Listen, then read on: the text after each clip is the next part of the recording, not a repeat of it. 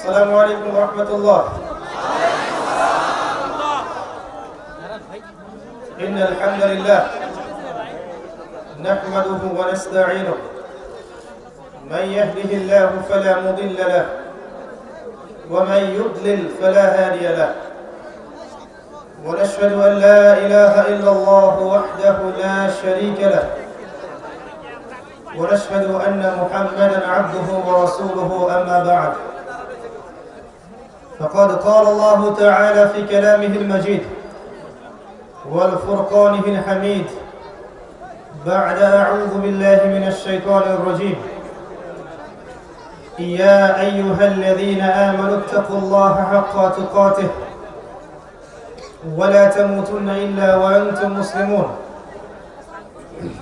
وقال رسول الله صلى الله عليه وسلم: القرآن حجة لك أو عليك، وإن الله يرفع بهذا الكتاب أقواما ويضع به الآخرين.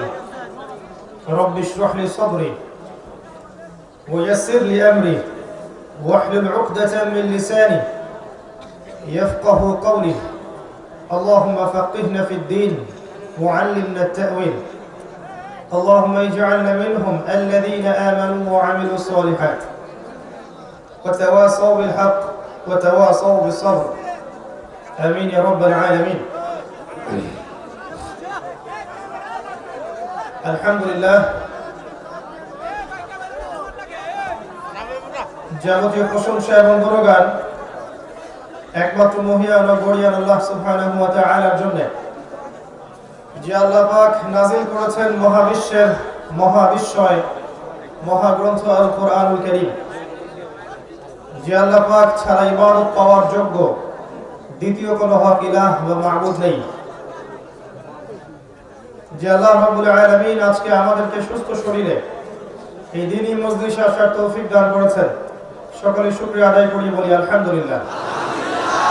এই বিষয়ে কোনো সন্দেহ নেই যে এই মজলিসটা আল্লাহ এবং তার রাসূলের মজলিস, তাই নয় কি?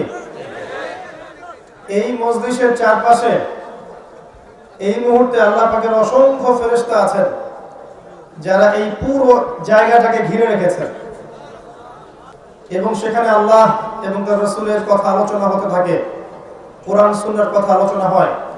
তখন এর চতুর্দিক আল্লাহর সম্মানিত ফেরেশতারা ঘিরে রাখেন। এই মানুষগুলোর উপর আল্লাহর পক্ষ থেকে শান্তি ও রহমত বর্ষিত হতে থাকে, এবং আল্লাহর কাছে যে সম্মানিত ফেরেশতারা আছেন তাদের সামনে আল্লাহ পাক এই মানুষগুলোকে নিয়ে গর্ব করতে থাকেন। এই সমস্ত নেকি নষ্ট হয়ে যাবে যদি আমরা এখানে বসে ইসলামিক আচরণ না করি, সেলফি তোলায় ব্যস্ত থাকি, ভিডিও করায় ব্যস্ত থাকি, ছবি তোলায় ব্যস্ত থাকি, আপোষে কথাবার্তা বলি, অন্যকে কষ্ট দেই, তাহলে নেকির জায়গায় উল্টা গুনাহ হবে। এখানে নিঃসন্দেহে কোরআন থেকেই কথা হবে, নবী সুন্নাহ থেকে কথা হবে। আমাদের আচরণটা যেন হয় বিনয়ী এবং খোলা মনে সত্য গ্রহণের মানসিকতা নিয়ে বসতে হবে ইনশাআল্লাহ। আল্লাহ পাক তৌফিক এনায়েত করুন, আমিন। কি কারণে ফেরেশতাদের সামনে আল্লাহ পাক গর্ব করবেন? যখন আল্লাহ রাব্বুল আলামিন মানুষকে সৃষ্টি করতে চেয়েছেন তখন ফেরেশতারা একটা কথা বলেছিল, আতাজআলু ফিহা মান ইউফসিদু ফিহা ওয়া ইয়াসফিকু আদ-দিমা। হে আল্লাহ, আপনি পৃথিবীতে কি এমন কাউকে পাঠাচ্ছেন খলিফা করে যে পৃথিবীতে রক্তপাত ঘটাবে এবং ফাসাদ সৃষ্টি করবে? ফেরেশতাদের রেসপন্স কিন্তু পজিটিভ ছিল না।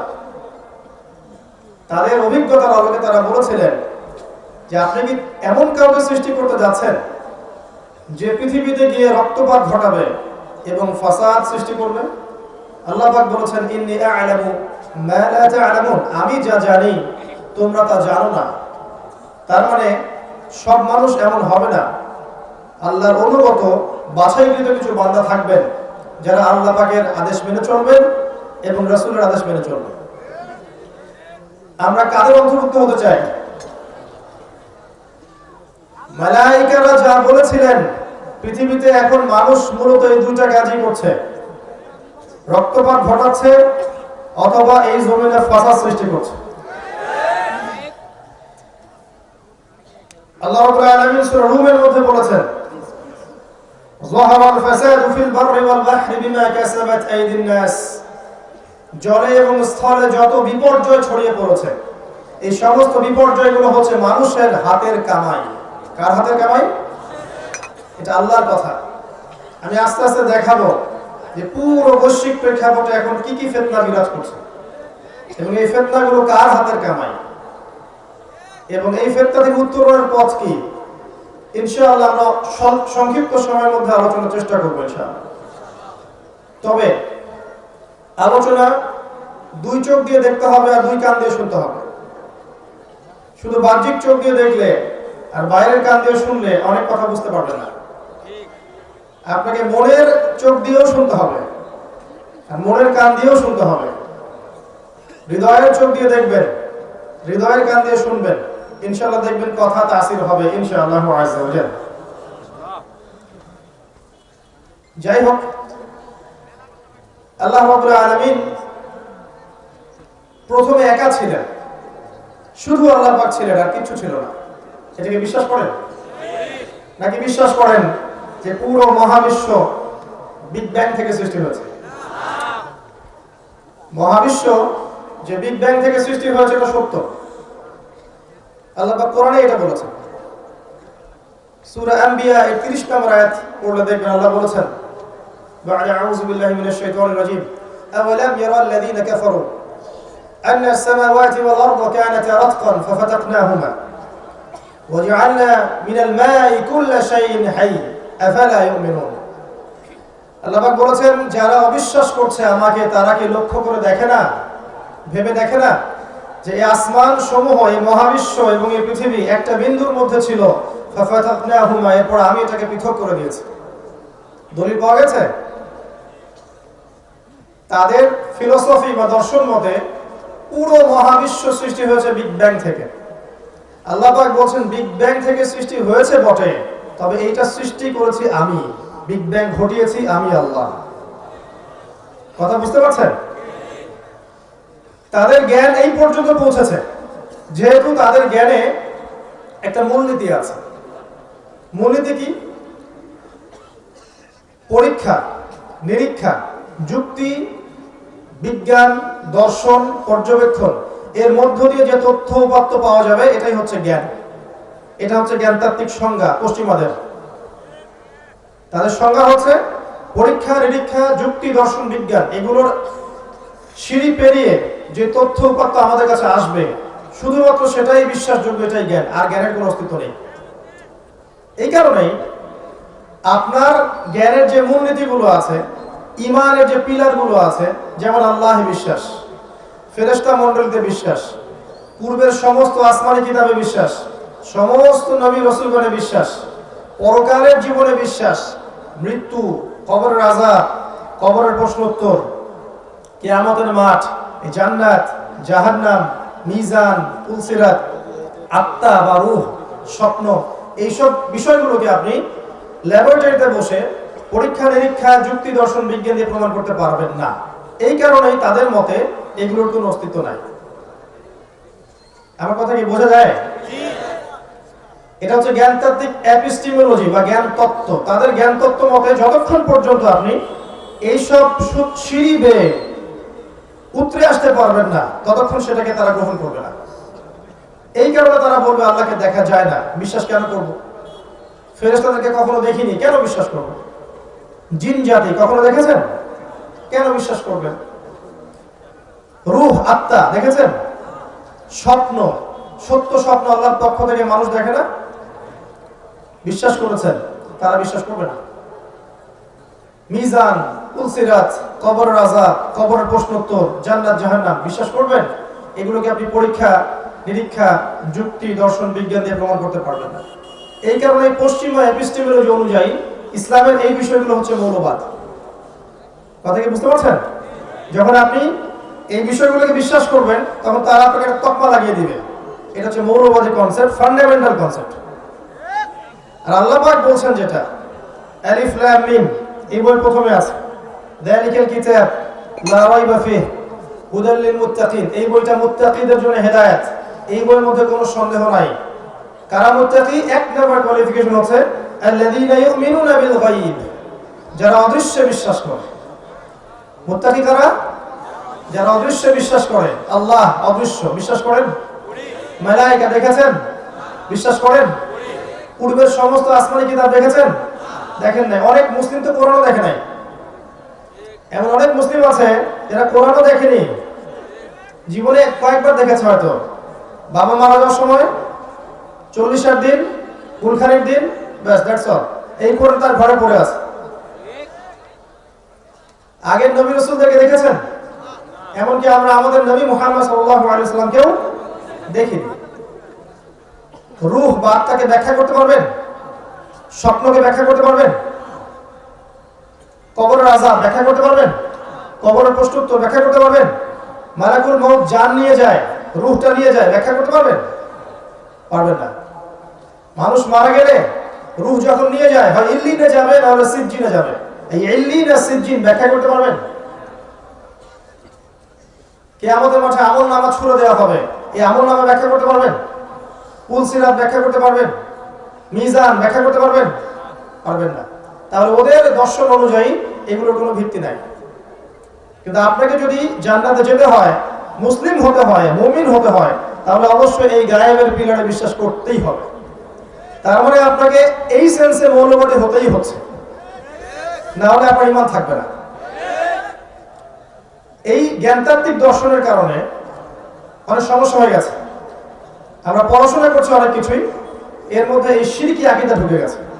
যতক্ষণ পর্যন্ত আপনি এগুলোকে ল্যাবে প্রমাণ করছেন না, ততক্ষণ বিশ্বাস করছেন না। আমেরিকান সংস্থা নাসা যদি বলে যে পৃথিবী থেকে লক্ষ কোটি আলোকবর্ষ দূরে একটা গ্রহের সন্ধান পাওয়া গেছে, যে গ্রহের মধ্যে সোনা আছে, হীরা আছে, জহরত আছে, নদী আছে, দুধের, মধুর, পানির, শরাবের, হুরুন ঈন আছে, ডাগর ডাগর চোখওয়ালা, অন্য ক্রিয়েচার আছে, সেখানকার মাটিগুলো মিশকাম্বরের তৈরি। ওরা যদি বলে আজকেই, আগামীকাল দেখবেন বিশ্ববাসী বিশ্বাস করবে। আল্লাহ পাক এই কথা কোরআনে বলেছেন, বিভিন্ন জায়গায় জান্নাতের কথা বলেছেন। এমন একটা জায়গা আমি রেখেছি মুমিনদের জন্য, মুত্তাকিদের জন্য, যেখানে এই এই এই বিষয়গুলো আছে। এমনি এমনও বিষয় আছে যা তোমরা কখনো চোখেও দেখোনি, কল্পনা করতে পারো না, কিন্তু আমরা বিশ্বাস করছি না। যারা বিশ্বাস করে তাদেরকে এখন বাঁকা চোখে দেখা হয়। তো জ্ঞানতাত্ত্বিক পার্থক্যটাকে বোঝেন। এই জ্ঞান কোত্থেকে আসলো? আল্লাহ রাব্বুল আলামিন একা ছিলেন, আর কিচ্ছু ছিল না। এরপর আল্লাহ পাক সৃষ্টি করেছেন এই মহাবিশ্ব। কয় দিনে? মাত্র 6 দিনে। এই দিন কি আমাদের দিনের মতো? না, এই দিন আমাদের দিনের মতো নয়। আল্লাহর দিনের হিসাব আর আমাদের দিনের হিসাব এক নয়। আমাদের পৃথিবীর দিনের হিসাব কম বেশ হয়ে যাবে যদি আল্লাহ পাক শুধু একবার বলেন পৃথিবীকে যে যে গতিতে ঘুরছো, এই গতির চেয়ে একটু কম গতিতে ঘোরো, বা এর চেয়ে একটু বেশি গতিতে ঘোরো। দেখবেন দিন রাতের এই যে 24 ঘন্টা চেঞ্জ হয়ে গেছে। হবে না? আর্নিক গতির পরিবর্তন হলে সময় পরিবর্তন হবে না? এই পৃথিবীতে 24 ঘন্টার দিন রাত, ওই নেপচুন প্লুটো গ্রহের দিন রাত কি সেম? বৃহস্পতির দিন রাত সেম? সেম না। আল্লাহ পাক এমন জান্নাত মুমিনদেরকে দিবেন যে জান্নাত কাউকে কেন্দ্র করে ঘুরবে না। জান্নাত কাউকে কেন্দ্র করে ঘুরবে না। এই জন্য জান্নাতে কোনো সময়ের শেষ নেই, চিরস্থায়ী জীবন। জাহান্নামে একই অবস্থা, জাহান্নামও কাউকে কেন্দ্র করে ঘুরবে না। তাই জাহান্নামের সময়ের শুরু আছে, শেষ নাই।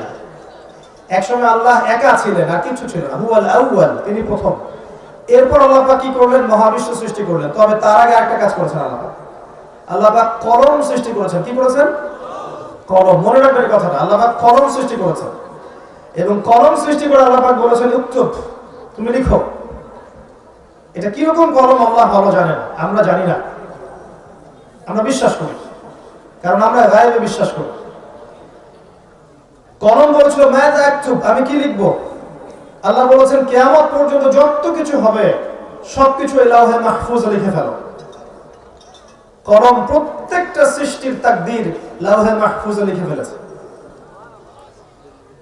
আপনি দুনিয়াতে যাই করেন, আপনার রিজিকে যত দানা চাল আছে এর একটা দানা বেশি আপনি খেতে পারবেন না।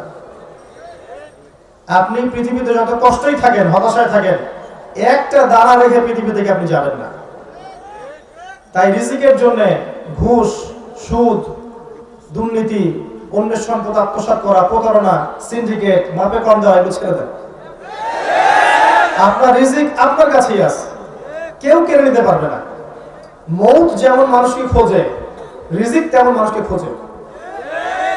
আমাদের কাউন্সিলর সাহেবের বাসায় বা তার আত্মীয়র বাসায় আজকে আমার রিজিক লেখা ছিল বলেই এখানে এসেছি, না হলে আসতে পারতাম না। তো তাকদীর লেখা হয়ে গেছে, এটাকে বলে তাকদীর। এখানে একটা কথা বলি, কিছু মানুষ আছে যারা বলে যে তাকদীর বলতে কিচ্ছু নাই। এদেরকে কি বলা হয় জানেন? এদের আরবি নাম হচ্ছে কাদারিয়া। কি নাম? ভাগ্য বিশ্বাস করে না যারা, কাদারিয়া। তাদের মতে মানুষ নিজেই তার কর্মের নিয়ন্ত্রণ, মানুষ যা করবে মানুষ তাই পাবে। কোরআন থেকে তারা দলিল দিয়ে থাকে, ওয়ালাইসা লিল ইনসানি ইল্লা মা সাআ, মানুষ চেষ্টার বাইরে কিছু পাবে না, এরকম দলিল দিয়ে থাকে। নবী সাল্লাল্লাহু আলাইহি ওয়াসাল্লাম বলেছেন, যারা তাকদীরে বিশ্বাস করে না তারা অসুস্থ হলে দেখতে যাবে না, এবং তারা ইন্তেকাল করলে জানাজায় শরীক হবে না। আরেক শ্রেণী আছে তাকদীরকে টোটালি মানে অন্ধের মতো বিশ্বাস করে, কর্মের স্বাধীনতায় বিশ্বাস করে না। তারা মনে করে যে ভাগ্যে যা লেখা আছে চূড়ান্ত এটাই হবে, আমার কাজের কোনো স্বাধীনতা নাই। এটা আরেকটা চরমপন্থী আকীদা। এদেরকে বলা হয় জাবারিয়া। কি বলা হয়? জাবারিয়া। তাদের দলিল ইন্নাল্লাহা আলা কুল্লি শাইইন কাদির, আল্লাহ পাক সমস্ত বিষয়ের উপর কর্তৃত্বশীল। দেখেন এই বইটাকে যারা নবী সাল্লাল্লাহু আলাইহি ওয়াসাল্লাম এবং সাহাবায়ে কেরামের বুঝ, আন্ডারস্ট্যান্ডিং অনুযায়ী বুঝেছে, তারা ইনশাআল্লাহ পরকালে নাজাত পেয়ে যাবে। নিজেদের মতো করে যারা এই বইটাকে বুঝতে গেছে, তারা কোরআন পড়েও বিভ্রান্ত হয়ে গেছে। কোরআন পড়েও মানুষ বিভ্রান্ত হতে পারে। ইউদিল্লু বিহি কাসীরা ওয়া ইয়াহদি বিহি কাসীরা। আল্লাহ পাক এর মাধ্যমে অনেককে হেদায়েত দেন, অনেককে আবার পথভ্রষ্ট করে ফেলতে পারে। মানে কোরআন থেকে দলিল দিয়েই মানুষ পথভ্রষ্ট হয়ে যেতে পারে যদি কোরআনটাকে নবীর বুঝ অনুযায়ী না বোঝে, নিজের মন করা বুঝ অনুযায়ী ব্যাখ্যা করে। আচ্ছা, তো এই তাকদীর লেখার পর আল্লাহ পাক মহাবিশ্ব সৃষ্টি করেছেন 6 দিনে, এবং প্রত্যেক আকাশে, 7 আকাশে আল্লাহ পাক অসংখ্য ফেরেশতা সৃষ্টি করেছেন আগেই। তারা কি থেকে তৈরি? নূর থেকে তৈরি। মনে রাখবে, তারা নূর থেকে তৈরি। তারপরে আমরা বুঝতে পারছি যে মহাকালে এমন সময় চলে গেছে যখন মানুষের কোনো অস্তিত্ব ছিল না। ঠিক আছে? কথা ঠিক? আচ্ছা, এই কথা আল্লাহ পাক সূরা দাহরের মধ্যে বলেছেন, হাল আতা আলাল ইনসানি হিনুম মিনাদ দাহর লাম ইয়াকুন শাইআন মাযকুরা। মানুষের উপর এমন সময় অতিবাহিত হয়েছে যে মানুষ কোনো আলোচ্য বিষয়ই ছিল না এই মহাবিশ্বে। এই কথাটা আমি আপনাকে বলতে চাচ্ছি, এতগুলো বড় ভূমিকা করে। মানুষ এখন পৃথিবীতে যা করছে, রক্তপাত ঘটাচ্ছে, ফাসাদ সৃষ্টি করছে, আল্লাহ দ্রোহী আচরণ করছে, আল্লাহকে অবজ্ঞা করছে, রাসূলকে অমান্য করছে, নামাজ পড়ছে না, যাকাত দিচ্ছে না, যা ইচ্ছা তাই করছে, স্বৈরাচারী আচরণ করছে, ঘুষ খাচ্ছে, সুদ খাচ্ছে, জেনা করছে, ব্যভিচার করছে, অন্যের সম্পদ আত্মসাৎ করছে, হত্যা করছে, রাহাজানি করছে, চুরি করছে, ডাকাতি করছে। এগুলো মানুষ করছে না? মানুষের আচরণ দেখে মনে হচ্ছে পৃথিবীতে মানুষই সব, আর কিচ্ছু নাই। কিন্তু আল্লাহ পাক কোরআনে বলছেন, এমন সময় চলে গেছে তোমাদের উপরে যে তোমরা কোনো আলোচ্য বিষয় ছিলে না। নিজের অবস্থান কত ক্ষুদ্র বুঝতে পারছেন? এই মহাবিশ্বে আমাদের অবস্থান কত ক্ষুদ্র।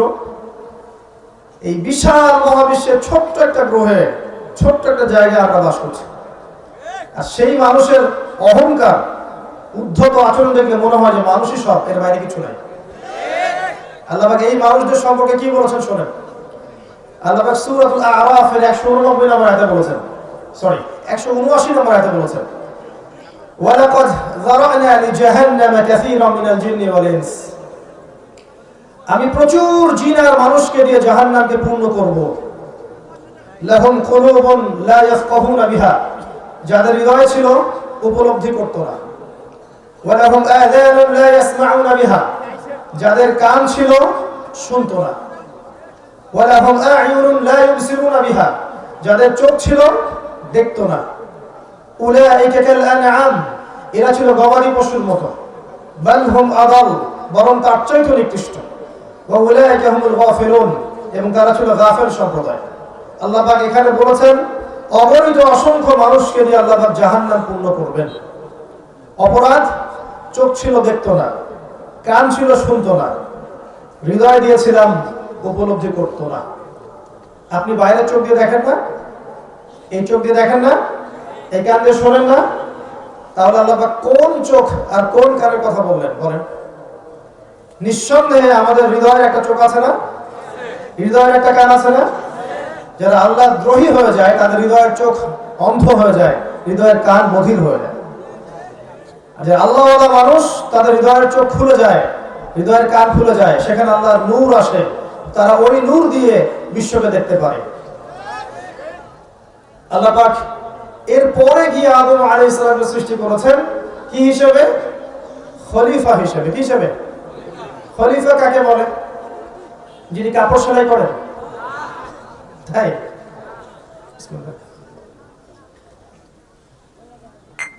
আল্লাহ রাব্বুল আলামিন বলেছেন ওয়াইজ ক্বালা রাব্বুকা লিল মালায়েকা ইন্নী জাa'ilun ফিল আরদি খলিফা।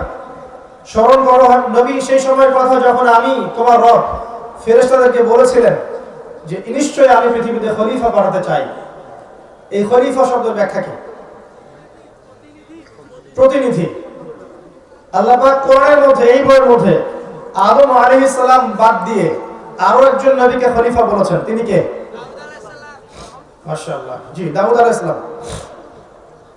দাউদ আলাইহিস সালামকে আল্লাহ পাক খলিফা বলেছেন। এবার শুনেন, আল্লাহ পাক বলেছেন সূরা সাদের মধ্যে, ইয়া দাউদ, হে দাউদ, ইন্না জাআলনাকা খলিফাতান ফিল আরদ, আমরা তোমাকে বা আমি তোমাকে পৃথিবীতে খলিফা করেছি। এবার শুনেন খলিফার কাজ কি? তোমাকে খলিফা করেছি, তারপর আয়াত আছে ফাহকুম বাইনান নাসি বিল হক, তোমার ফাংশন হচ্ছে তুমি মানুষের মাঝে ন্যায় বিচার করবে, হকের মধ্য দিয়ে বিচার ফয়সালা করবে। এটা একটা খলিফার দায়িত্ব। আল্লাহর খলিফা যে, তার দায়িত্ব হচ্ছে ন্যায়ের মানদণ্ডে মানুষের মাঝে বিচার ফয়সালা করবে। ওয়ালা তাত্তাবিউল হাওয়া, নিজের মন গড়া মতবাদের অনুসরণ করবে না, নিজের মন গড়া প্রবৃত্তির অনুসরণ করবে না।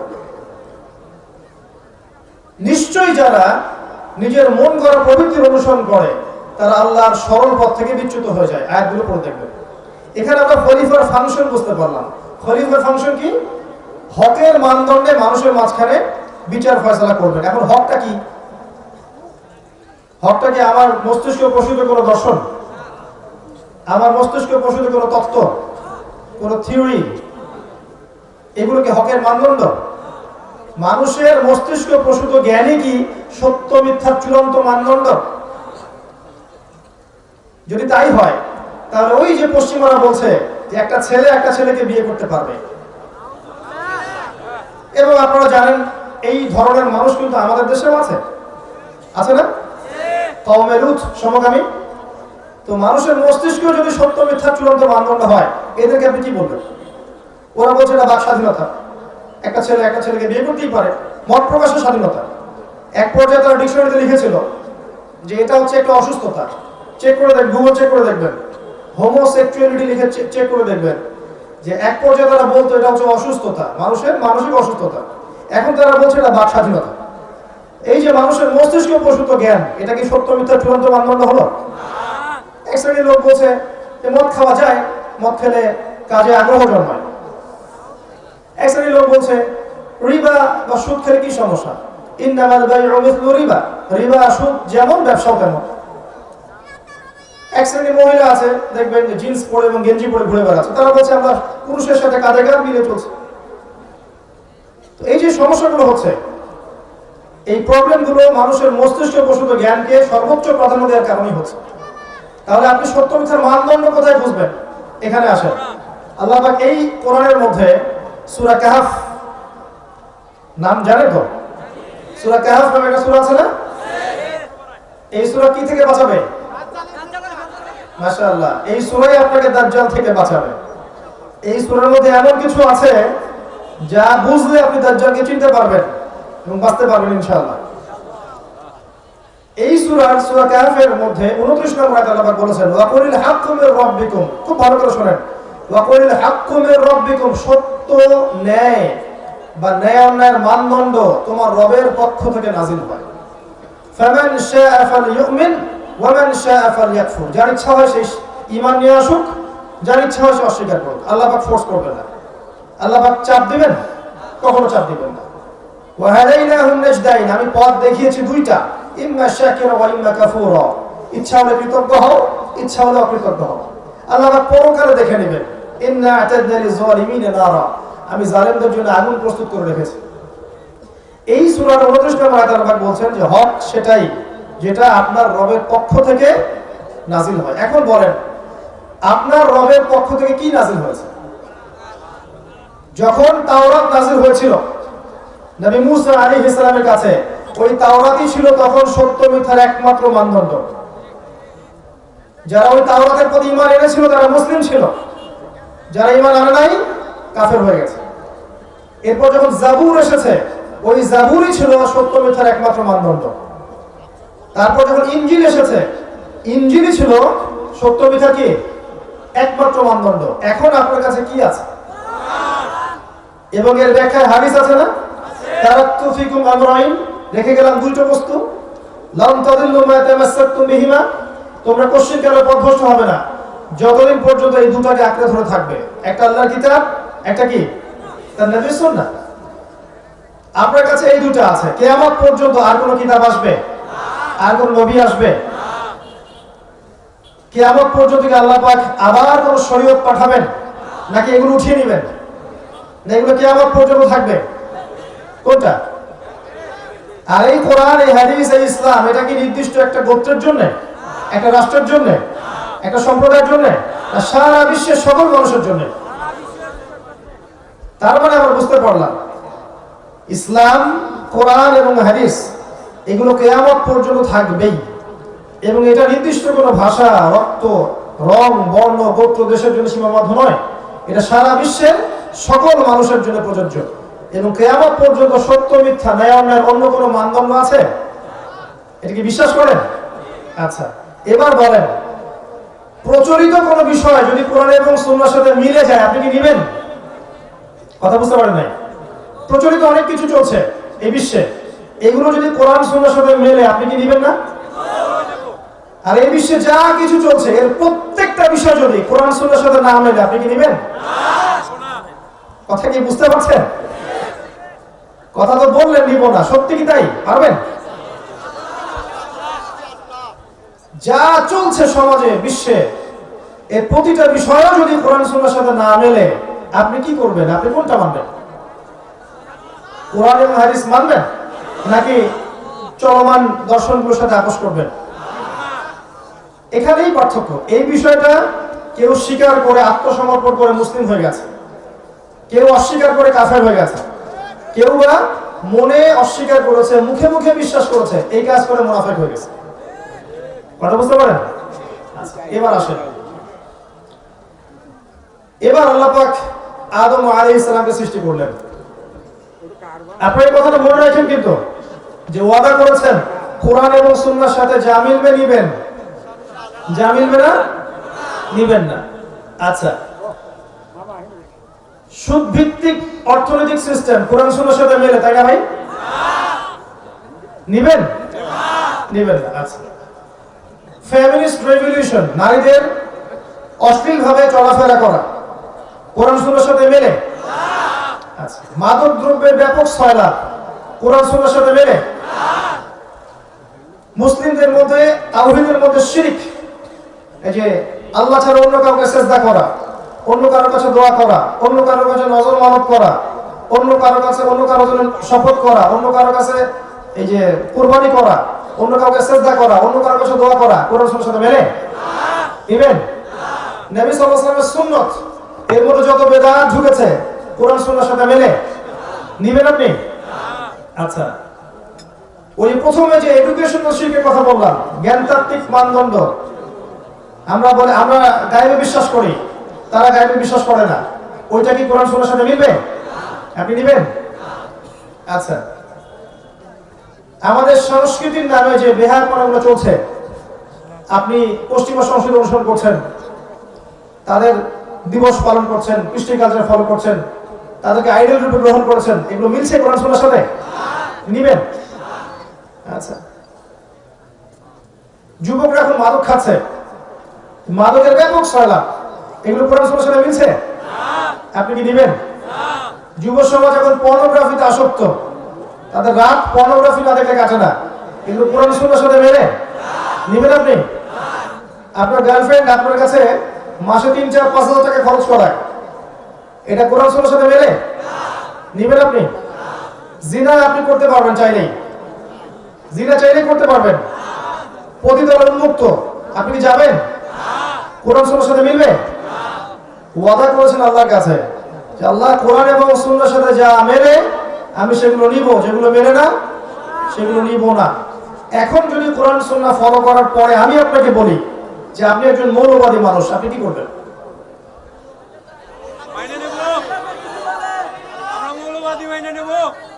শব্দটার ব্যাখ্যা শোনেন। কোন একটা বিষয়ের মৌলিক বিষয়গুলো যারা মেনে চলে তাদেরকে ফান্ডামেন্টালিস্ট বলা হয়। একটা আদর্শ, একটা দর্শনের, একটা ধর্মের মৌলিক বিষয়গুলো যারা মেনে চলে তাদেরকে ফান্ডামেন্টালিস্ট বলা হয়। একটা ধর্মের মৌলিক বিষয়গুলো, নামাজ, রোজা, হজ, যাকাত, এগুলো যদি না মানে কেউ, সে কি মুসলিম হতে পারবে? এই শব্দটা খারাপ? কখনো খারাপ না, শব্দটা তো ভালো শব্দ। অবশ্যই আপনাকে এটা হতেই হবে, না হলে আপনি মুসলিম হতে পারছেন না। হ্যাঁ, একটা বিষয় খারাপ, সেটা কি? জোর করে নিজের আদর্শ অন্যের উপর চাপিয়ে দেয়, এটা খারাপ না? ইসলাম কি কখনো জোর করে অন্য কারোর উপর আদর্শ চাপিয়ে দিয়েছে? এই যে পৃথিবীতে, এবার দেখেন, আসেন বিশ্বের দিকে, এই যে পৃথিবীর বিভিন্ন দেশে পাখির মতো মুসলিমদেরকে হত্যা করা হয়েছে এবং হচ্ছে, যারা হত্যা করছে তাদের এগেইনস্টে কি ইসলাম, মুসলিমরা জোর করে ইসলাম চাপিয়ে দেওয়ার চেষ্টা করেছে? ইরাকের দিকে তাকান, ইরানের দিকে তাকান, ইয়েমেনের দিকে তাকান, প্যালেস্টাইনে তাকান, আফগানিস্তান, এই যে আপনার কাশ্মীর, এই যে আপনার এটা কি বলে মিয়ানমার, উইঘুর, প্রত্যেকটা কন্টিনেন্টে তাকান, যাদেরকে মেরে ফেলা হচ্ছে এরা কি অমুসলিম না বেশিরভাগই মুসলিম? মুসলিম মারা আছে, মুসলিম বোনরা আছে, আমাদের ভাইরা আছে এবং ছোট ছোট বাচ্চারা আছে। এরা কি জোর করে ইসলাম চাপিয়ে দেওয়ার চেষ্টা করেছে? এরা কি জোর করে ইসলাম চাপিয়ে দেওয়ার চেষ্টা করেছে? ইসলামের পুরো ইতিহাস পড়ে দেখেন, একদম আবু বকর সিদ্দিক রাদিয়াল্লাহু আনহুর যুগ থেকে যে ওমর, ওসমান, আলী রাদিয়াল্লাহু আনহুম, উমাইয়া খেলাফত, আব্বাসীয় খেলাফত, ফাতেমি খেলাফত, কর্ডোবার ইসলামী খেলাফত, এই যে মামলুক শাসন, মিশরের ফাতেমি খেলাফত, উসমানীয় খেলাফত, মুঘল, এই যে আফগান, প্রত্যেকটা কন্টিনেন্টের হিস্ট্রি পড়ে দেখেন, কেউ কি জোর করে ইসলাম চাপিয়ে দেওয়ার চেষ্টা করেছিল? ইসলাম কি তরবারির মাধ্যমে ছড়িয়েছে? কখনো না। ইসলামের সৌন্দর্য দেখে অনেক অমুসলিম ইসলাম কবুল করেছে, করে নাই? কিন্তু একটা রাষ্ট্র, মনে করেন বাংলাদেশ, এর সার্বভৌমত্বের দিকে যদি কেউ চোখ দেয়, বাঙালি কি চুপ করে বসে থাকবে? থাকবে কখনো? ঠিক সেভাবেই মদিনা রাষ্ট্রের সার্বভৌমত্বের দিকে যখন চোখ দিয়েছিল, রাসূল সাল্লাল্লাহু আলাইহি ওয়াসাল্লামকে বদরের যুদ্ধ করতে হয়েছে, করতে হয়নি? উহুদের যুদ্ধ করতে হয়েছে, খায়বারে যেতে হয়েছে, হুনাইনে যেতে হয়েছে। এটা একটা রাষ্ট্রের প্রতিরক্ষামূলক ব্যবস্থা। ওইটাকে যদি পশ্চিমবঙ্গ এখন কালারিং করে দেখায় যে এর কারণে মুসলিমরা সন্ত্রাসী, ঠিক আছে কথাটা কি? পশ্চিম কালো ঠিক নাই, বরং তারা বিগত 100 বছরে এই বিশ্বে কোটি কোটি মানুষকে বোম মেরে হত্যা করেছে। ওদেরকে তো আমরা এই কথাগুলো বলতে পারি না।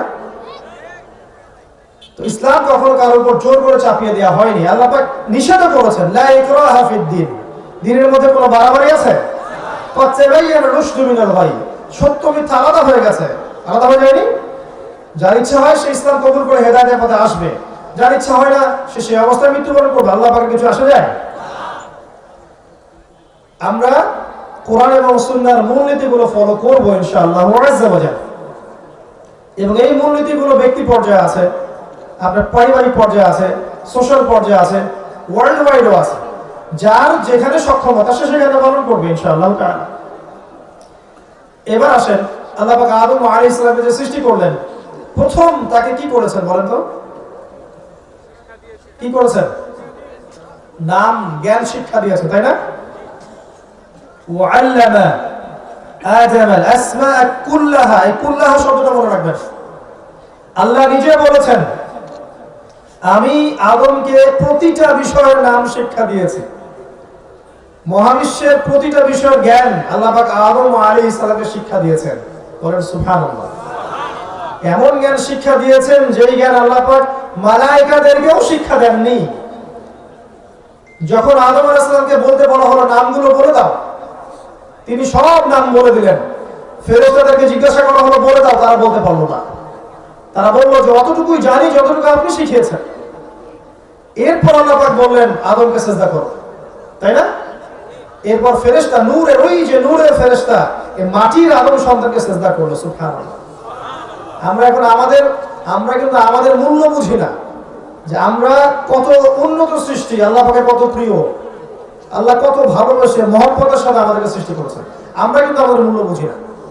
যদি বুঝতাম যে আল্লাহ আমাদেরকে কত ভালোবাসে এবং আল্লাহ আমাদেরকে কি পরিমাণ গ্রহণ করতে চান, আমরা কোশ্চিন কেন বেনামাজি থাকতাম না, বেরোজাদার থাকতাম না, আমরা আল্লাহর অবাধ্য হতাম না। একটা হাদিস মনে পড়লো বলি। একটা হাদিসে আল্লাহ রাসূল সাল্লাল্লাহু আলাইহি ওয়াসাল্লাম বলেছেন যে আল্লাহ পাকের কাছে 100 ভাগ রহমত ছিল, দয়া আছে। এই 100 ভাগ দয়ার 1 ভাগ দয়া বা রহমত আল্লাহ পাক এই বিশ্বের মধ্যে নাযিল করেছেন। এই 1 ভাগ মহব্বতের কারণে দেখেন আপনি প্রেমিকার জন্য কি করছেন, আপনি মাকে মহব্বত করেন, বাবাকে মহব্বত করেন, স্ত্রী সন্তানকে ভালোবাসেন। এমনকি দেখবেন একটা গাভী তার বাচ্চাকে চেটে পরিষ্কার করে না? ওই 1 ভাগ মহব্বতের কারণে। একদিন রাস্তায় চলতে গিয়ে দেখেছিলাম ফজরের নামাজের পর যে কোন একটা গাড়ি সম্ভবত একটা কুকুরের বাচ্চাকে মেরে দিয়ে চলে গেছে। আর ওই কুকুরের মা যে সে রাস্তার পাশে দাঁড়িয়ে বসে আছে, বসে বসে তার চেহারাটা এত মায়াবী, এত বিষণ্ণ যে তার ছেলেটা এখানে মারা গেছে। এই যে মায়া, একটা কুকুরের বাচ্চার প্রতি কুকুরের মায়া, ওই 1 ভাগ রহমতের একটা অংশ। এই 1 ভাগ রহমত আল্লাহ পাক আমাদের সবার মধ্যে দিয়ে দিয়েছেন। আর বাকি 99 ভাগ রহমত আল্লাহ পাক রেখেছেন কিয়ামতের মাঠে। এই রহমত দিয়ে আদম সন্তানকে মাফ করে দিবেন ইনশাআল্লাহ। আমরা সেই আল্লাহকে ভুলে গেছি এখন। আমরা সেই আল্লাহর জন্য সালাত করতে চাই না, সেই আল্লাহর জন্য যাকাত দেই না, সেই আল্লাহর জন্য দ্বীনের জন্য আমরা কাজ করি না। আল্লাহর দ্বীন আল্লাহর জমিনে প্রতিষ্ঠা হোক সেই চেষ্টা করি না, বরং আল্লাহর দ্বীনের বিরোধিতা করার একটা ক্ষেত্র বাকি রাখি না। আমরা আল্লাহকে চিনতে পারি নাই। শোনেন, আল্লাহ পাক তো সেই সত্তা যিনি এখন জানেন যে আমাদের মধ্যে কে কে জান্নাতে যাবে, এখানে যারা বসে আছে, এবং মনে করেন আমাদের এখানকার মধ্যে এই ভাই জান্নাতে যাবেন। মনে করেন এই ভাই জান্নাতে যাওয়ার 1 কোটি বছর পরে তিনি কি করবেন আল্লাহ পাক এখনই জানেন সেটা। আমার কথা কি বুঝতে পারছেন? আর মনে করেন এখানকার মধ্যে কোন এক ভাই জাহান্নামে যাবে, নাউযুবিল্লাহ। সে জাহান্নামে যাওয়ার কোটি কোটি বছর পর কি আযাব ভোগ করবে আল্লাহ পাক এখনই সেটা জানেন, রাইট নাও। আপনি কোন আল্লাহকে ভুলে গেছেন? আমি অনেক লেকচারে বলেছি, প্রায় বলি কথাটা, যে আল্লাহ পাক ছাড়া সত্যিকার অর্থে আমাদের আপন বলে কেউ নাই। আমাদের উপরের মহলে, নিচের মহলে, পরিবারে, সমাজে, আত্মীয় স্বজন, স্ত্রী সন্তান অনেকে আছে, সত্যিকার অর্থে আল্লাহর মতো আপন আমাদের কেউ নাই। এরা সবাই যদি আমাদেরকে ফিরিয়ে দেয়, আল্লাহ পাক আমাদেরকে ফেরাবেন না ইনশাআল্লাহ। তো সেই আল্লাহকে আপন করে নেন, ইনশাআল্লাহ পরকালে নাজাত পেয়ে যাবেন, দুনিয়াতেও সুখে থাকবেন। দেখবেন সবাই আপনাকে ছেড়ে চলে গেছে ঠিকই, আপনার মনে শান্তি যে আল্লাহ আমার সাথে আছে। সবাই আপনাকে ভুল বুঝছে, দেখবেন আল্লাহ আপনাকে প্রশান্তি দিবেন যে আমি তোমার সাথে আছি, কোনো চিন্তা নেই। যাই হোক, আল্লাহ পাক ওই নূরের ফেরেশতাদের সামনে এরকম জেনার ধার কাছেও যাবে না, করবে না এমন না, ধার কাছেও যাবে না, এই গাছের কাছেও যাবে না। এখন আমরা যেগুলো নিয়ে ব্যস্ত, যে গাছটা কি ছিল ফলটা, তার স্বাদ কেমন ছিল, রং কেমন ছিল, এগুলো মোটেই গুরুত্বপূর্ণ বিষয় নয়।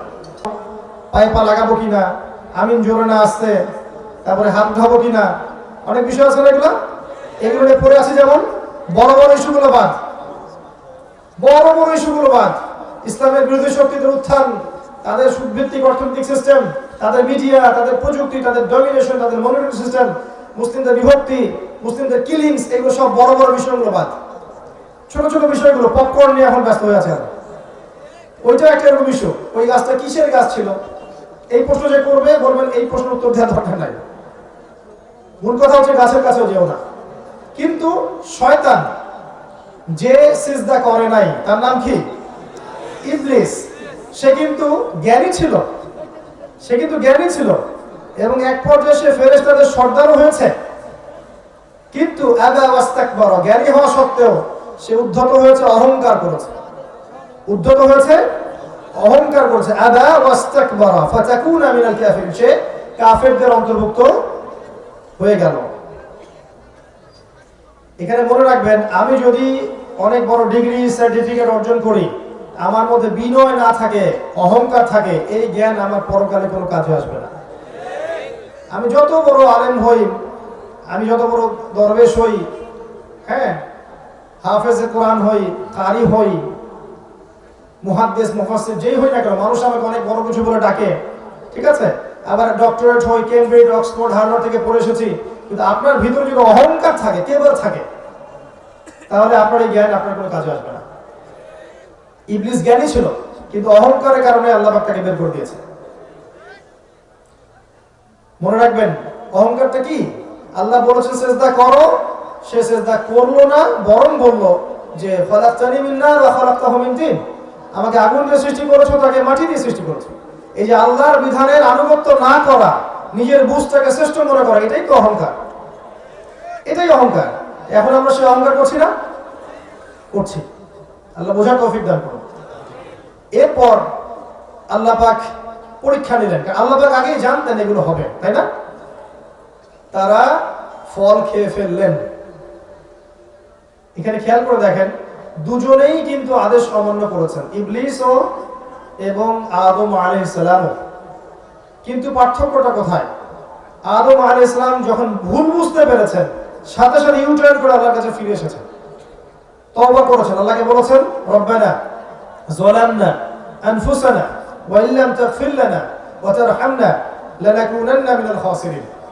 হে আল্লাহ, আমরা জুলুম করেছি নিজেদের নফসের উপরে, আপনি যদি আমাদেরকে মাফ না করেন আমরা ক্ষতিগ্রস্তদের অন্তর্ভুক্ত হয়ে যাব। আল্লাহ পাক মাফ করে দিয়েছেন, যখনই তিনি তওবা করেছেন আল্লাহ পাক মাফ করে দিয়েছেন। ইবলিস কিন্তু তওবা করেনি, এই পার্থক্য। এবার তওবা কবুল করার পরে, এই জায়গাগুলো একটু ভালো করে বোঝেন, তওবা কবুল করার পরেও আল্লাহ পাক কিন্তু আর জান্নাতে থাকতে দিলেন না, তাই না? এবার সেখান থেকে নামিয়ে দিলেন এই পৃথিবীতে। সূরা বাকারার 38 এবং 39 নম্বর আয়াতগুলো পড়ে দেখবেন। এখানে একটা আপনি মূলনীতি পাবেন। আল্লাহ নামিয়ে দিচ্ছেন আর বলছেন যে তোমরা উভয়ই নেমে যাও, তোমরা উভয়ই পৃথিবীতে নেমে যাও। ফাইম্মা ইয়াতিয়ান্নাকুম মিন্নি হুদান, তোমাদের কাছে আমার পক্ষ থেকে হেদায়েত আসবে। টাইম টু টাইম হেদায়েত আমার পক্ষ থেকে আসবে, আসমানি কিতাব, নবী রাসূল আসবেন। ফামান তাবিআ হুদায়া, যারা আমার হেদায়েত মেনে চলবে, ফালা খাউফুন আলাইহিম ওয়া লা হুম ইয়াহজানুন, তাদের কোনো ভয়ও থাকবে না, কোনো দুশ্চিন্তাও থাকবে না। ঠিক আছে কথা? আচ্ছা, এই সুন্নাত চলে আসছে না? প্রত্যেক যুগে যুগে আল্লাহ পাক আসমানি কিতাব পাঠাচ্ছেন না? নবী রাসূল পাঠিয়েছেন না? সর্বশেষ নবী মুহাম্মদ সাল্লাল্লাহু আলাইহি ওয়াসাল্লাম পর্যন্ত পাঠিয়েছেন। এটা একটা সূত্র। এরপরে আল্লাহ বলেছেন ওয়াল্লাযীনা কাফারু ওয়া কাযযাবু বিআয়াতিনা, কিন্তু মনে রাখবে, যারা হেদায়েত আসার পরেও আমার আয়াতকে অস্বীকার করবে, মিথ্যা প্রতিপন্ন করবে, ফাউলাইকা আসহাবুন নার, এরা হবে জাহান্নামের অধিবাসী। হুম ফিহা খালিদুন, তারা সেখানে চিরস্থায়ী হবে। এই হচ্ছে কোরআনের সহজ সরল একটা জীবন দর্শন। আল্লাহর হেদায়েত আসবে, আপনি যদি মানেন ইনশাআল্লাহ আপনি সেই জান্নাতে যাবেন যেখান থেকে এসেছেন। যদি না মানেন, আল্লাহ বলেছেন চিরস্থায়ী জাহান্নামে দিবেন ইবলিসের সাথে, এবং সেখানে আপনি চিরস্থায়ী হবেন, কেউ আপনাকে বাঁচাতে আসবে না। এই হলো সহজ সরল জীবন দর্শন। যত তত্ত্ব উপাত্ত দর্শন বিজ্ঞানী খাটান না কেন, এর চেয়ে সহজ সরল কোনো জীবন দর্শন নাই। এটাই চূড়ান্ত, এর বাইরে কিছু নাই। এবার পৃথিবীতে আসা হলো, আসার পরে প্রথম দুর্ঘটনা কি ঘটলো? হাবিল আর কাবিলের ঘটনা মনে আছে? ভাই ভাইকে হত্যা করেছিল। কোন ভাই কোন ভাইকে হত্যা করেছিল? কাবিল হাবিলকে। ফেরেশতাদের কথা মনে রাখেন, তারা কি বলেছিল? তারা পৃথিবীতে যাবে এবং রক্তপাত ঘটাবে, ফাসাদ সৃষ্টি করবে। মিলছে? মিলছে। দেখেন, এবার আল্লাহ পাক কাবিলকে জাহান্নামে দিলেন, আর হাবিল ইনশাআল্লাহ জান্নাতে যাবে। মনে রাখবেন, নবী সাল্লাল্লাহু আলাইহি ওয়াসাল্লাম বলেছেন, পৃথিবীতে যত হত্যাকাণ্ড হবে প্রত্যেকটা খুনের পাপের একটা অংশ কাবিলের আমলনামায় যুক্ত করা হবে। কারণ সেই প্রথম পৃথিবীতে এই হত্যাকাণ্ড সূচনা করেছিল। এটা বলে গুনাহে জারিয়া। সদকায়ে জারিয়া যেমন আছে, গুনাহে জারিয়াও আছে। আপনি একটা মসজিদ করে দেন, যত মানুষ নামাজ পড়বে ইনশাআল্লাহ আপনি নেকি পাবেন। আপনি একটা সিনেমা হল করেন, যত মানুষ নোংরা সিনেমা দেখবে সমস্ত গুনাহ আপনি পাবেন। চয়েস ইজ ইয়োর্স, আপনার চয়েস। এবার তারপরের যুগে আসেন নূহ আলাইহিস সালাম। আমি একটা বিষয় বলতে যাচ্ছি যে আপনাকে আমি যুগে যুগে আল্লাহ পাকের সুন্নাত দেখাবো। যুগে যুগে আল্লাহ সুন্নাত দেখাচ্ছি আপনাকে। নূহ আলাইহিস সালামের যুগে আসেন, 950 বছর তিনি দাওয়াত দিয়েছেন। কত বছর? 950 বছর, 9টা শতাব্দী মানুষকে দাওয়াত দিয়েছেন। এত লম্বা হায়াত আল্লাহ পাক দিয়েছিলেন তাকে।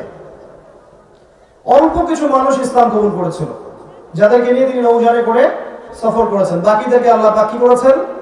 তুফান দিয়ে, প্লাবন দিয়ে একদম ডুবিয়ে দিয়েছেন। দেন নাই? আল্লাহর সুন্নাত। ওই আয়াতটা মনে রাখেন, যারা আমার বিধান মেনে চলবে নাজাত পাবে, মেনে চলবে না পৃথিবীতে লাঞ্ছিত হবে, পরকালে জাহান্নামে যাবে। এই আয়াতটা মনে রাখেন। এবার নূহ আলাইহিস সালামের যুগে চলে আসেন। দেখেন, যারা তার প্রতি ঈমান এনেছে আল্লাহ পাক তাদেরকে পার করে দিয়েছেন। দেন নাই? আর যারা আনে নাই আল্লাহ পাক ডুবিয়ে মেরেছেন। মানে নাই? আচ্ছা, এর পরের যুগে যান, দেখেন আদ জাতি, বিশাল বিশাল শারীরিক দেহ, অনেক বড় বড় কাঠামো দেহের, একদম তাল গাছের সমান সমান লম্বা এক একজন। এবং তারা বলতো, মান আশাদ্দু মিন্না কুওয়া, আমাদের চেয়ে শক্তিশালী কোনো কম থাকতে পারে? তারা এই কথাটা বলতো। পাহাড় কেটে কেটে বাড়ি নির্মাণ করতো। আজকে আমরা সভ্যতার বড়াই করি না যে আমাদের সভ্যতা অনেক উন্নত, সায়েন্সের যুগ, টেকনোলজি যুগ। আল্লাহ পাক বলেছেন সূরা ফজরের মধ্যে, ইরামা যাতিল ইমাদ লাম ইখলাক মিথলুহা ফিল বিলাদ। ওই আদ এবং সামুদের ওই শহরের কথা আল্লাহ পাক বলছেন, এই রকম উন্নত সভ্যতা এই পৃথিবী থেকে গড়ে তুলতে পারেনি এখন পর্যন্ত। পড়ে দেখেন, ওই জাতি বলেছিল আমাদের যে শক্তিশালী আর কি আছে। তাদের নবীর নাম ছিল হুদ আলাইহিস সালাম। যারা তার নবীকে স্বীকার করেছিল, আল্লাহর বিধান মেনেছিল, আল্লাহ পাক নাজাত দিয়েছিলেন। যারা মানে নাই, ওদেরকে আল্লাহ পাক কি দিয়ে ধ্বংস করেছেন? ঝড় দিয়ে ধ্বংস করেছেন। কি দিয়ে? আল্লাহর শাস্তিটা মনে রাখবেন। বলেছিল আমি অনেক শক্তিশালী, আল্লাহ পাক ঝড় বাতাস দিয়ে উড়িয়ে দিয়েছেন একেবারে। দেখি তোমার কত শক্তি। পরে যাদের সামুদ, যার নবী সালেহ আলাইহিস সালাম, একই সুন্নত। যারা ওই নবীর কথা মেনেছে আল্লাহ পাক নাজাত দিয়েছেন, মানে নাই আল্লাহ পাক বজ্রপাত দিয়ে ধ্বংস করে দিয়েছেন। কি দিয়ে? বজ্রপাত দিয়ে। এরপরে যান ওই ইব্রাহিম আলাইহিস সালামের যুগ। ইব্রাহিম আলাইহিস সালাম তাওহীদপন্থী ছিলেন না? নাকি তিনি ইহুদি ছিলেন, নাসারা ছিলেন? কি ছিলেন?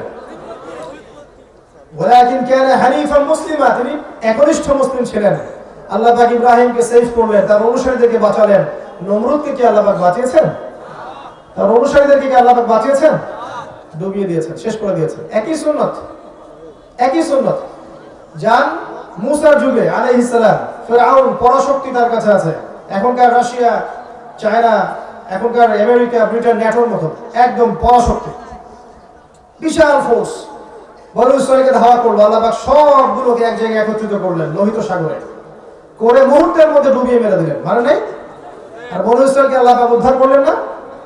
একই সুন্নাত। আল্লাহর আদেশ মানবেন, আল্লাহ পাক দুনিয়াতে বাঁচাবেন, পরকালে বাঁচাবেন। মানবেন না, উভয় জাহাতে ধ্বংস আছে। একটা কথা এখানে বলে দেই, ঠিক একই ভাবে যেভাবে আল্লাহ পাক ফিরআউনের এই বাহিনীকে একত্রিত করেছেন, করে ডুবিয়ে দিয়েছেন, ঠিক একই ভাবে আল্লাহ পাক আরো একবার এই বর্তমান বিশ্বের ফিরআউনদেরকে জেরুজালেমে একত্রিত করেছেন ডুবিয়ে দেওয়ার জন্য। নারায়ে তাকবীর, আল্লাহু আকবার, নারায়ে তাকবীর, আল্লাহু আকবার, নারায়ে তাকবীর, আল্লাহু আকবার। আল্লাহ পাক এমনি এমনি করেনি এটা। তারা আস্তে আস্তে আরো উন্নতি করবে। বিগত 70 বছর আগে তাদের কোনো রাষ্ট্র ছিল না, তাদের থাকার জায়গা ছিল না। 1914 সালে যখন প্রথম বিশ্বযুদ্ধের ঘটনাগুলো ঘটছে এবং অটোমান এম্পায়ার টার্কিশরা যখন পরাজিত হলো, এরপর তারা ওই জেরুজালেমে ঢোকার সুযোগ পেয়েছে। এর আগে 2000 বছর পর্যন্ত ওরা জেরুজালেমে ঢুকতে পারে নাই। সেখানে গিয়ে মুসলিম মা-বোনদের ইজ্জত নষ্ট করেছে, ভাইদেরকে হত্যা করেছে, বসতি নির্মাণ করে সেখানে কলোনাইজ করেছে তাদেরকে। এরপরে 14 থেকে 47 সাল পর্যন্ত আরো শক্তিশালী হয়েছে। এবং ওই পশ্চিমাদের হাত ধরে তারা আবারও উন্নতি করা শুরু করেছে। আস্তে আস্তে আয়তন বাড়িয়েছে, অর্থনৈতিক সমৃদ্ধি করেছে, সমরাষ্ট্র সমৃদ্ধি করেছে, ফোর্স তৈরি করেছে, পুরো ওয়ার্ল্ডকে তারা ডমিনেট করছে এখন। এবং 47 থেকে 2022 এই সালগুলো পর্যন্ত আরবদের কলিজার উপর বসেই তাদের সাথে ব্যাক টু ব্যাক অনেকগুলো যুদ্ধে তারা জয়লাভ করেছে।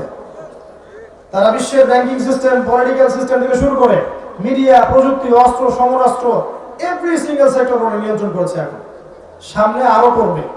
কারণ কি জানেন, এই বিগত 100 বছরে আমরা কি করেছিলাম জানেন? আমরা খোরমার জিলাপি খেয়েছি। আমরা জিলাপি, খোরমার, হালুয়া খাওয়াতে বেশি ব্যস্ত ছিলাম। আর আমাদের আপোষের অভ্যন্তরীণ ট্রোনদলে বেশি ব্যস্ত ছিলাম। তুমি অমুক আর তুমি তমুক, তুমি সহিকে তুমি জয়ীফ, তুমি ভালো তুমি মন্দ, এই গীবত তহমতের সংস্কৃতি, আপোষে হিংসা বিদ্বেষের সংস্কৃতি, এগুলো করে করে আমরা সময় নষ্ট করেছি। এই সুযোগে তারা রাইজ করে ফেলেছে। এমন একটা জায়গায় ইসরায়েল চলে গেছে যে আপনি তাকে এখন ডমিনেট করতে পারবেন না। এত সহজ না। আল্লাহ পাক তার রাসূলের মাধ্যমে জানিয়েছেন এটা আমাদেরকে যে ওই জিউসরাই মাসিহুদ দাজ্জালকে ফলো করবে। কাকে ফলো করবে? ইস্পাহানের 70,000 ইহুদিও তাকে ফলো করবে। এটা হাদিসের পাতায় লেখা আছে যে দাজ্জাল যখন বের হবে মানুষের রূপে, বের হয়ে সে সারা বিশ্ব শাসন করবে, তখন জিউসরা ওকে ফলো করবে। এরপর আল্লাহ পাক এই মাসিহুদ দাজ্জালকে হত্যা করানোর জন্য ঈসা আলাইহিস সালামকে আবারও পাঠাবেন। এই ঈসা আলাইহিস সালামের হাতে তার নিহত হওয়া লেখা আছে। তার আগ পর্যন্ত একে মারতে পারবেন না। কোথায় লেখা আছে? প্যালেস্টাইনের বাবেলুদ নামে একটা জায়গা আছে, এখানে সে নিহত হবে, এটা বলে দেয়া আছে হাদিসের মধ্যে। ও এই যে বিগত 70 বছরে যে উন্নতি করেছে, রাইজ করেছে, এটা আমাদের গাফলতির ফল। মনিটরি সিস্টেম থেকে শুরু করে আরবদের তেল, ওদের বাণিজ্য, ওদের ফাইন্যান্স, ওদের মিডিয়া, ওদের প্রযুক্তি, সংস্কৃতি, ওদের মনিটরি সিস্টেম, পেট্রো ডলার, সবকিছু নিয়ন্ত্রণ করে ফেলেছে। আমরা জিলাপি খাচ্ছিলাম, খোরমা খাচ্ছিলাম, আর আপোষে মারামারি করছিলাম। তবে এতটুকু এনশিওর করতে চাই, হতাশ হবেন না, এতটুকু এনশিওর করতে চাই আল্লাহ পাক যেভাবে ফেরাউনের দলবলকে লোহিত সাগরে একত্রিত করেছিলেন, ঠিক একই সুন্নাহ আল্লাহ সেখানে করছেন। এমন একটা হাদিস আছে, লা তুকাতিলুনাল ইয়াহুদ, আল্লাহ পাক বলেছেন, আল্লাহ রাসূল সাল্লাল্লাহু আলাইহি ওয়াসাল্লাম বলেছেন, শেষ জামানা যখন আসবে, এটা কত সালে আসবে আমি জানি না, সাল জিজ্ঞেস করবেন না, আসবে এক সময়, আল্লাহ ভালো জানেন কবে আসবে, তখন আমরা থাকবো কিনা আমরা জানি না। তো ওই জামানায় লা তুকাতিলুনাল ইয়াহুদ, তোমরা অবশ্যই ইহুদদের সাথে যুদ্ধ করবে। এমনকি যদি কোনো ইহুদের সৈন্য পাথরের পিছনে লুকায়, ওই পাথর কথা বলা শুরু করবে, ইয়া মুসলিম, হে মুসলিম, ইন্না ওয়ারাআল ইয়াহুদ, আমার পিছনে ইহুদি আছে, তাআল ফাকতুল, আসো তাকে হত্যা করো। এই কথা এটা হতে যাচ্ছে। বিশ্ব আরো শতাব্দীর পর শতাব্দী জুড়ে এভাবেই থাকবে এমন নয়, এই বিশ্বটা ধ্বংসের দিকে যাচ্ছে। আপনাকে পশ্চিমারা বোঝাবে এখন পৃথিবীতে আছেন, কয়দিন পর চাঁদে থাকবেন, তারপর মঙ্গলে থাকবেন, তারপর ওখানে থাকবেন, এটা বুঝাবে। আসলে দেখলে বোগাস, এগুলো সঠিক নয়, বরং কিয়ামত হবে এটাই সঠিক। দিন দিন টাইম শেষ হয়ে যাবে এবং কিয়ামত হবে এটাই সঠিক। ওদেরকে একত্রিত করে যখন ধ্বংস করা হবে, তারপর ঈসা ইবনে মারইয়াম, ঈসা আলাইহিস সালাম ওই জেরুজালেম থেকেই পুরো বিশ্বব্যাপী ইসলামী খেলাফা কায়েম করবে। তখন এরকম বিভক্তগুলো থাকবে না ইনশাআল্লাহ তাআলা, উম্মাহ ঐক্যবদ্ধ থাকবে ইনশাআল্লাহ। এবং দেখবেন নিবেদিত প্রাণ মুসলিমরা তখন জীবিত থাকবে ইনশাআল্লাহ। আল্লাহ পাক আগাছাদেরকে পরিষ্কার করে ফেলবে ইনশাআল্লাহ। এবং তিনি 40 বছর পর্যন্ত এই ওয়ার্ল্ড ওয়াইড ইসলামী খেলাফা বাস্তবায়িত রাখবেন। এরপরে মানুষ আবারও খারাপ হওয়া শুরু করবে, হাদিস এসেছে, এরপর মানুষ এমন ভাবে খারাপ হওয়া শুরু করবে যে রাস্তায় দাঁড়িয়ে দাঁড়িয়ে জেনা করবে, এবং ওদের সামনে একদিন পশ্চিম দিক থেকে সূর্য ওঠে, এই পৃথিবী ধ্বংস হয়ে যাবে। পৃথিবীটা ধ্বংসের দিকে যাচ্ছে। তবে একটা বিষয় আমি মনে করি যেটা হতে পারে সামনে, যে কয়দিন পর দেখবেন রাশিয়া বলবে ওই গ্রহটা আমার, আমেরিকা বলবে না ওই গ্রহটা আমার, চায়না বলবে ওই গ্রহ আমার, ন্যাটো বলবে ওই গ্রহ আমার। স্টার ওয়ার, গ্রহ নিয়েও দেখবেন ঝগড়া লাগবে কয়দিন পর।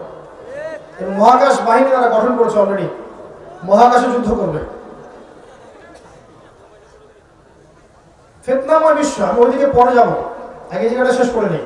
আমি দেখাচ্ছি যে আপনাকে প্রত্যেক যুগে যুগে এই যে নূহ থেকে শুরু করে নূহ, আদ, সামুদ, ইব্রাহিম, মুসা, ঈসা, মুহাম্মদ সাল্লাল্লাহু আলাইহি ওয়াসাল্লাম, প্রত্যেক যুগের আল্লাহর একটাই সুন্নত যে আপনি আমি যদি আল্লাহর বিধান মেনে চলি, আনুগত্য করি, আল্লাহ পাক দুনিয়াতে আমাদেরকে সফল করবেন, নাজাত দিবেন, পরকালে ইনশাআল্লাহ জান্নাত দিবেন। যদি প্রত্যেক যুগে যুগে হেদায়েত আসার পরেও, দ্বীনের কথা কান পর্যন্ত আসার পরেও আমরা অজ্ঞ থাকি, মূল্যায়ন না করি, আল্লাহর অবাধ্য হই, রাসূলের অবাধ্য হই, কোনো সন্দেহ নেই আল্লাহ পাক দুনিয়াতেও আমাদেরকে ছাড়বেন না, পরকালেও আমাদেরকে ছাড়বেন না ইনশাআল্লাহ। এটাই চিরায়ত সুন্নাত। কোন পথে যেতে চান ডিসিশন আপনাদের। আল্লাহ পাক ফোর্স করবেন না, আল্লাহ পাক জবরদস্তি করবেন না, আপনাকে জোর করে মসজিদেও পাঠাবেন না, আল্লাহ পাক এগুলো করবেন না। সিদ্ধান্ত আমাদেরকে নিতে হবে আমরা কোন পথে যাব। এখন আমরা সবাই মুসলিম, আমরা সবাই চাই দ্বীনের বিজয় হোক, দিন ভালো থাক, আমরা ইসলামিয়াত বাঁচি, শান্তিতে রাষ্ট্র চলুক, সমাজ চলুক, একটা ঐক্যবদ্ধ মুসলিম উম্মাহ হিসেবে আমরা চলি। কিন্তু এর জন্য কিছু বেসিক কাজের প্রয়োজন আছে। যে কাজগুলো যদি আমরা করতে না পারি তাহলে কোশ্চিন কালেও এগুলো সম্ভব হবে না। এর প্রথম কাজটা হচ্ছে পড়াশোনা করা, জ্ঞান অর্জন করা। জেনারেল লাইনেই পড়েন, মাদ্রাসা লাইনেই পড়েন, আপনাকে জ্ঞান অর্জন অবশ্যই করতে হবে। ইসলামিক কিছু সাবজেক্ট আপনাকে পড়তেই হবে। আল কোরআন, আরবি ভাষা, কোরআনের তাফসীর বা অনুবাদ, হাদিসের বইগুলো, ইসলামের ইতিহাস, ফিকহ, ইসলামের অর্থনীতি, রাসূলের জীবনী, ইসলামের এই যে জিওপলিটিক্যাল বিষয়গুলো, এই বিষয়গুলো আপনাকে পড়তে হবে। যেখানেই পড়েন আপনি, আপনাকে পড়তেই হবে, না হলে আপনি দুই চোখ দিয়ে ওয়ার্ল্ডকে দেখতে পারবেন না, অজ্ঞ থেকে যাবেন। শেকড় থেকে কাজের প্রয়োজন। আমি বারবার একটা কথা বলি, এক রাতের মাহফিলের নাম দ্বীন ইসলাম নয়। 365 দিন আপনাকে আল্লাহর আনুগত্য করতে হবে, এর নাম দ্বীন ইসলাম। শুধু সালাত পড়লাম এর নামই দ্বীন ইসলাম নয়। রিজিকটা হালাল হতে হবে, এর নাম দ্বীন ইসলাম। দান সদকা করছেন নফল, শুধু এটাই দ্বীন ইসলাম নয়। মাহফিলে টাকা দিচ্ছেন, এটাই দ্বীন ইসলাম নয়। আপনার উপর ফরজ যাকাতটা দিতে হবে, এর নাম দ্বীন ইসলাম। দ্বীনের অনেক ব্যাপার আছে। আমরা কি করতে চাই জানেন? যেটা ভালো লাগে, যেটা আমাদের জন্য সহজ, ওইটুকু করি, যেটা কঠিন মনে হয় সেটা করতে চাই না। এভাবে নয়। আল্লাহ কোরআনে বলেছেন, এই সূরা, এই বইয়ের সূরা বাকারার 85 এবং 86 নম্বর আয়াতে আছে, আল্লাহ পাক বলেছেন, আফাতুমিনুনা বিবা'দিল কিতাব ওয়া তাকফুরুনা বিবা'দ। তোমরা কি কোরআনের কিছু অংশ মানো আর কিছু অংশকে মানো না? ফামা জাযাউ মান ইয়াফআলু যালিক ইল্লা খিzyুন ফিল হায়াতিদ দুনিয়া। যারা এমন আচরণ করবে, কোরআনের কিছু অংশ মানবে, কিছু অংশ মানবে না, এই দুনিয়াতেই তাদেরকে আমি লাঞ্ছিত করব, আর কিয়ামতের মাঠে আমি তাদেরকে মর্মান্তিক শাস্তির দিকে নিয়ে যাব। নাউযুবিল্লাহ। অতএব কিছু মানবো, কিছু মানবো না এমন নয়। পরিপূর্ণরূপে ইসলাম ফলো করতে হবে, পড়াশোনা করতে হবে, তারপরে যারা অনুযায়ী আপনাকে আমল করতে হবে। এই যে চেয়ারে বসে আছি, এই চেয়ারটা সবচেয়ে ডেঞ্জারাস।